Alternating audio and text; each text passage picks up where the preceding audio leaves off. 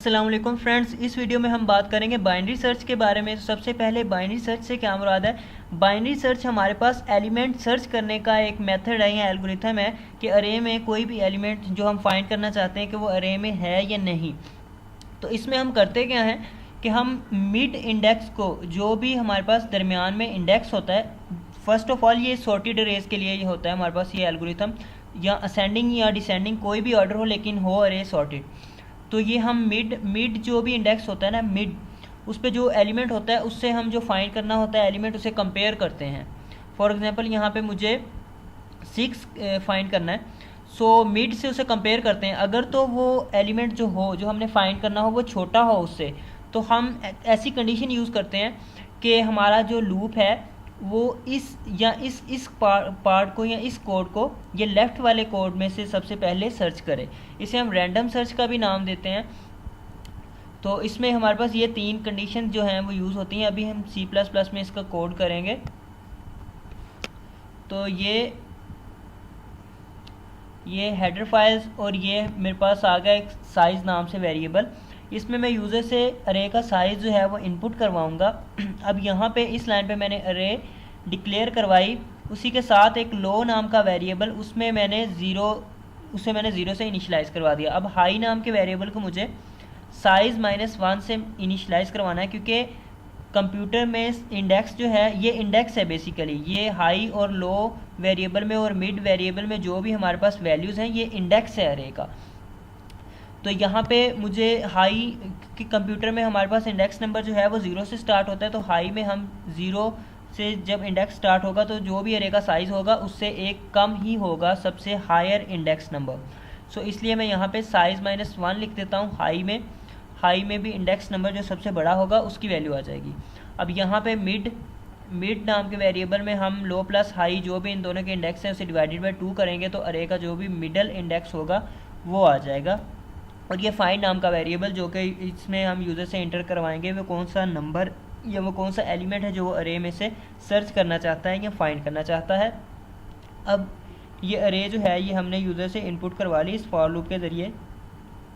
यहाँ पे एक मैसेज प्रिंट करवाया कि enter number which you want to trace, और सी इन का फंक्शन यूज़ करते हुए फाइंड वेरिएबल में उसकी वैल्यू आ जाएगी।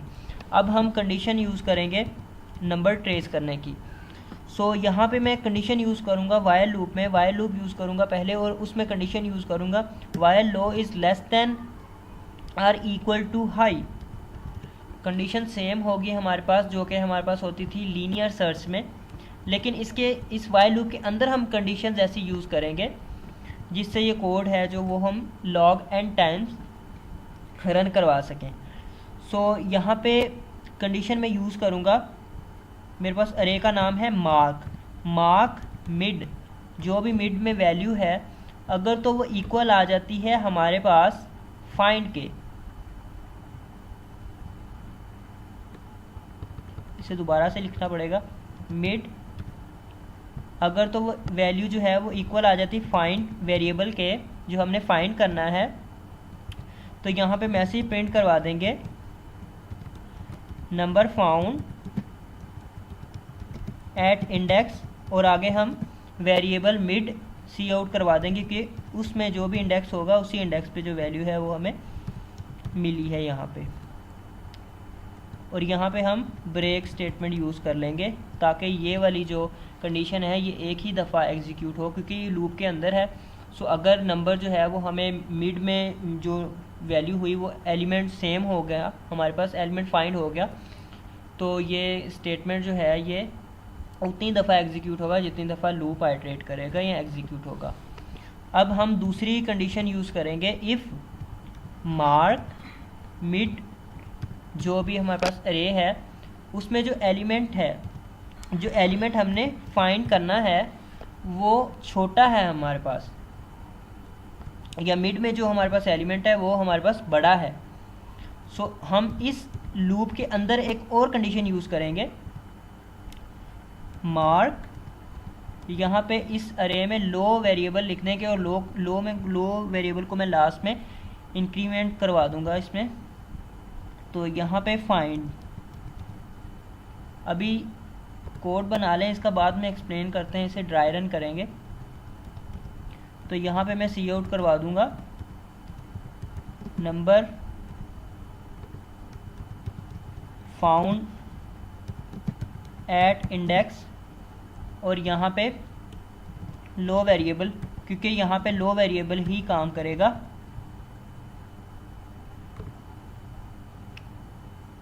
अब हम तीसरी जो कंडीशन है वो यूज़ करेंगे।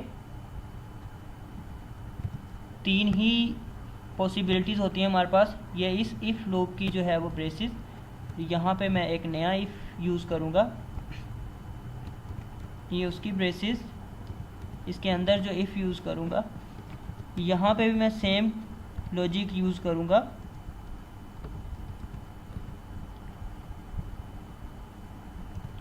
यहाँ पे मैं ऑपरेटर यूज़ करूँगा, इक्वल ही यूज़ करूँगा, लेकिन यहाँ पे मैं फाइंड नाम का वेरिएबल लिखूँगा। तो इस इफ़ की ब्रेसिस और इसके अंदर हम मैसेज प्रिंट करवाएंगे नंबर फाउंड एट इंडेक्स, और आगे लो वेरिएबल सी आउट करवा देंगे जिसमें वो इंडेक्स नंबर होगा हमारे पास एंडल। सो ये सिंपल है। अभी इसका एल्स केस जो अभी नहीं डिस्कस किया वो भी लिखेंगे। यहाँ पे हम एंडल लिखना है, यहाँ पे दोबारा से कंपाइल किया मैंने। साइज ऑफ फ्रेम एंटर करता हूँ 5, एलिमेंट 9, 8, 7, 6 और 5। ये 5 एलिमेंट्स मैंने एंटर किए, लेकिन ये डिसेंडिंग ऑर्डर में सॉर्टेड अरे है। So enter element which you want to trace, मुझे करना है जी 7। So number found at index 2। सो ये था हमारे पास सिंपल सा। अब अगर नंबर हो ही ना अरे में, तो उस केस को हम हैंडल करते हैं एक बूल टाइप के वेरिएबल से। ये मैंने बूल फाउंड नाम से एक वेरिएबल बूल टाइप का फॉल्स से इसे मैंने इनिशियलाइज करवा दिया। अब मैं करूँगा क्या, इस वेरिएबल को मैं हर स्टेटमेंट के अंदर, हर कंडीशन के अंदर ट्रू कर दूंगा, जहाँ पे नंबर जो है वो फाउंड हो जाएगा। Found is equal to true. अगर नंबर जो है वो मिल जाता है अरे में से, तो ये फाउंड हमारे पास ट्रू हो जाएगा। ये सेम जो है हम तीनों पॉसिबिलिटीज़ में कॉपी करेंगे इसे,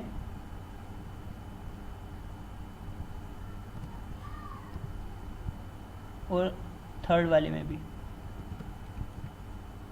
और अगर अब लूप से बाहर, ये लूप की ब्रेसिस है, यहाँ पे हम इफ़ कंडीशन यूज़ करेंगे। If found is equal to false, अगर फाउंड वेरिएबल अभी भी हमारे पास फॉल्स है तो हम मैसेज प्रिंट करवा देंगे number not found. Number not found के अरे में वो नंबर मौजूद नहीं है। सो अब मैं इसे कंपाइल करता हूँ। मुझे अरे का साइज मैंने एंटर कर दिया 3, और 9, 8 और 7 ये 3 एलिमेंट्स हैं जो मैंने अरे में एंटर कर दिए। मुझे फाइंड करना है जी 2। सो नंबर नॉट फाउंड मेरे पास मैसेज प्रिंट हो गया। अब इसे हम ड्राई रन करते हैं कि नंबर नॉट फाउंड कैसे प्रिंट हुआ। अरे का साइज है मेरे पास 3, और एलिमेंट्स मैंने एंटर किए 9, 8 और 7। 0 इंडेक्स पे है 9, 1 पे 8 और इंडेक्स नंबर 2 पे है वैल्यू 7। सो ड्राई रन करते हैं इसे। ये सबसे पहले अरे इनपुट आ गई अरे। अब यहाँ पे एलिमेंट हमने एंटर कर दिया जो हमें फाइंड करना है, और ये है ट्रेसिंग का मेथड। यहाँ से हम ड्राई रन करेंगे। ड्यूरिंग फर्स्ट आइट्रेशन लो में वैल्यू है मेरे पास 0, क्योंकि लो को मैंने 0 से इनिशियलाइज करवाया था, और साइज मैंने एंटर कर दिया था। यहाँ लो में हमारे पास वैल्यू है 0। अरे का साइज मैंने एंटर किया था 3। सो 3 माइनस 1, सो हमारे पास आ जाएगा 2। 2 हमारे पास हाई में वैल्यू है जो मौजूद है, क्योंकि हाई में हमने ये कंडीशन यूज़ की थी। साइज माइनस 1 हमने हाई को is equal to size minus 1 रखा था हमने। तो साइज मैंने जब एंटर किया 3, तो 3 माइनस 1 साइज में, हाई में हमारे पास 2 आ गया। So 0 less than less than equal to 2, condition है हमारे पास ट्रू, ड्यूरिंग फर्स्ट आइट्रेशन है, ये कंडीशन हमारे पास आ गई ट्रू। अब कंट्रोल यहाँ आएगा, वो इस कंडीशन को चेक करेगा कि क्या मार्क अरे का नाम और मिड में है हमारे पास वैल्यू 1 है, शायद 1 है क्योंकि 3 इंटर किया था हमने। यहाँ पे मिड वाली स्टेटमेंट चेक करते हैं। लो में था 0, लो में था मेरे पास 0 प्लस हाई में आ गया मेरे पास, साइज मैंने 3 इंटर किया था तो हाई में आ गया 2, डिवाइडेड बाय करेंगे हम 2 तो आंसर मेरे पास आ जाएगा 1। तो मिड वेरिएबल में हमारे पास वैल्यू है 1, तो यहाँ पे आ जाएगा मेरे पास मार्क 1 इज इक्वल टू, क्या वो इक्वल टू है फाइंड के, फाइंड करना था मुझे 2 जो कि है ही नहीं अरे में, तो कंडीशन है हमारे पास फॉल्स, ये वाली कंडीशन फॉल्स। तो ये सारा जो मेथड है, ये सारा बॉडी है, ये नहीं एग्जीक्यूट होगा, कंडीशन फॉल्स है। तो कंट्रोल वहाँ से इस कंडीशन को चेक करेगा। अब मार्क अरे का नाम, यहाँ पे वैसे मेरे पास वैल्यू थी मार्क अरे में इंडेक्स नंबर 1 पे मेरे पास वैल्यू थी 8 इज नॉट इक्वल टू 2, इसलिए हमारे पास कंडीशन जो है वो फॉल्स है। अब यहाँ पे वो चेक करेगा मार्क अरे में इंडेक्स नंबर मिड में मेरे पास है 1। अब यहाँ पे मेरे पास आ जाएगा मार्क और फाइंड में वैल्यू है 2, सेम कंडीशन जो कि थी मेरे पास 8 is not equal to 2, 8 is not less than 2, ये भी मेरे पास कंडीशन आ गई फॉल्स। 8 जो है वो छोटा नहीं है 2 से बल्कि बड़ा है, सो ये कंडीशन भी मेरे पास फॉल्स होगी। अब तीसरी कंडीशन चेक करेगा कंट्रोल, यहाँ पे ये सारा जो है वो नहीं एग्जीक्यूट होगा।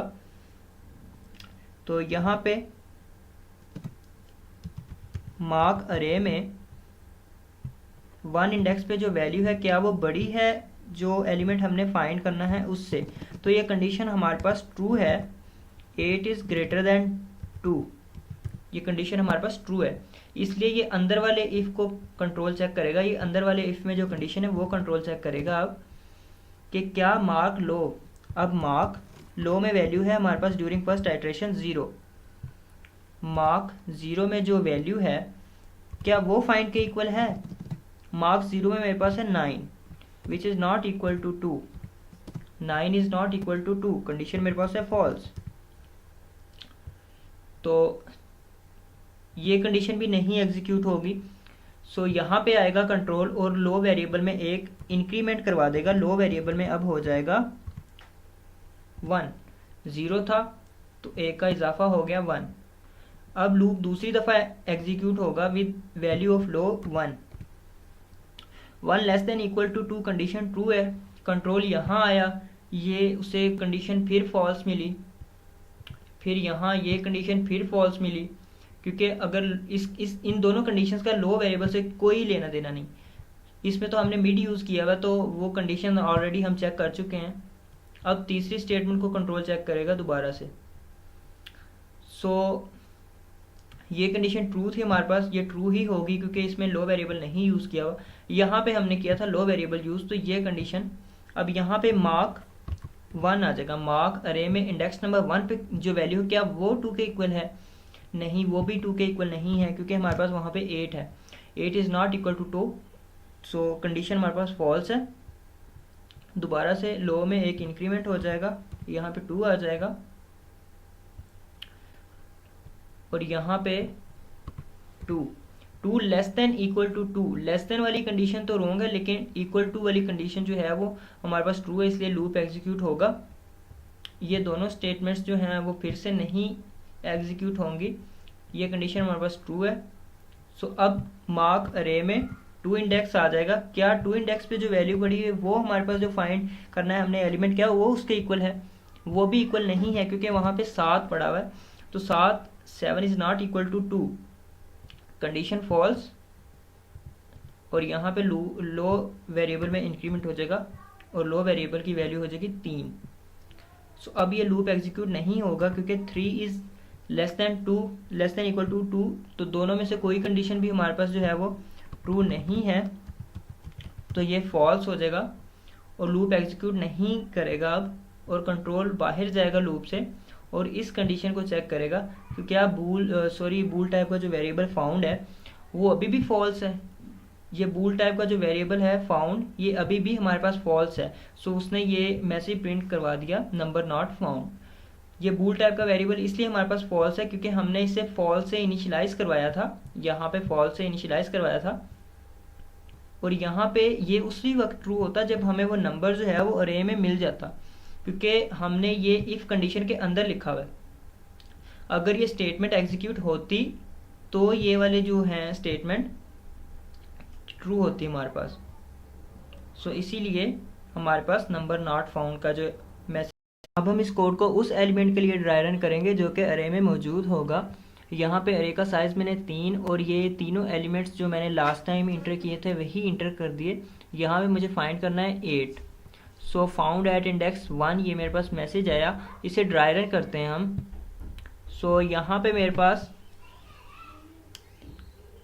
इस केस में मेरे पास ड्यूरिंग फर्स्ट आइट्रेशन ही लूप जो है वो टर्मिनेट कर गया। ये कंडीशन सबसे पहले चेक हो जाएगी हमारे पास, ये ट्रू आ जाएगी क्योंकि लो में मेरे पास 0 है और हाई में मेरे पास 2 है। ये कंडीशन मेरे पास ट्रू हो गई।